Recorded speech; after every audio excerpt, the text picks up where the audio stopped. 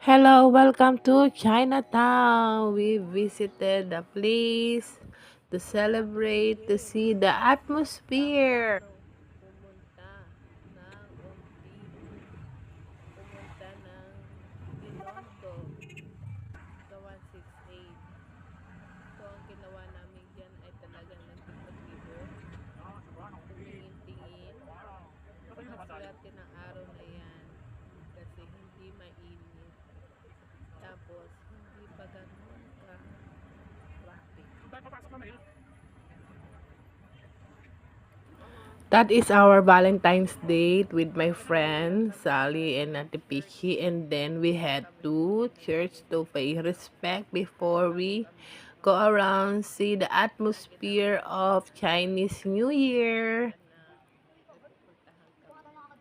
Ang hinahanap namin muna ay ang simbahan upang magbigay ng respeto at magpasalamat na din.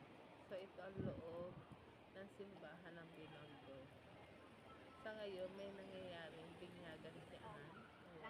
Yung ating panampalataya sa pananampalataya na simbahan Manangan ni Bayan ito kay Hesus Cristo na ating Panginoon. Maraming pinari na kayo, basahan ng tubig, nakalaan para sa pagbibigyan ng mga hirap, para sa pagsilang sa pananampalataya ng simbahan natin, sa buhay sa kasalanan sa pamamagitan ng Kristo, kasama ng Espiritu Santo, magpasa walang hanggan. Pagkatapos kong hugasan, umupo na kayo, no? Isa-isa. Pagdating nyo, doon na kayo tumayo para hindi masyadong matagal. Okay? Simulan na natin sa una, sa tubig. Apat ang gagawin natin. Kaya dapat apat yung tissue. Yung maapat yung kandila. Yung apat yung litrato nyo, ha?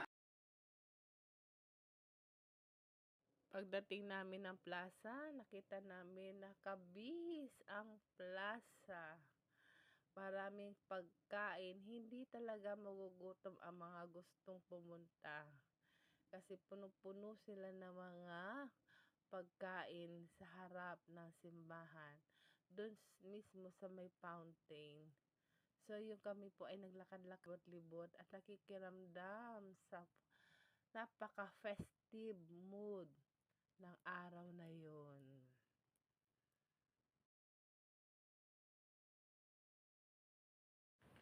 The weather is fine.